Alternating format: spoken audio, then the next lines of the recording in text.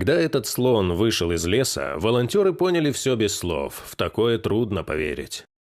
Даже сегодня, когда во многих странах слонов охраняет государство, они остаются излюбленной добычей браконьеров. Люди охотятся на толстокожих гигантов ради их величественных бивней. Однако уложить слона весьма нелегко. Лишь хороший стрелок способен убить это животное одним выстрелом. К счастью для слона по имени Красавчик, главного героя нашей статьи, атаковавшие его браконьеры были мазилами.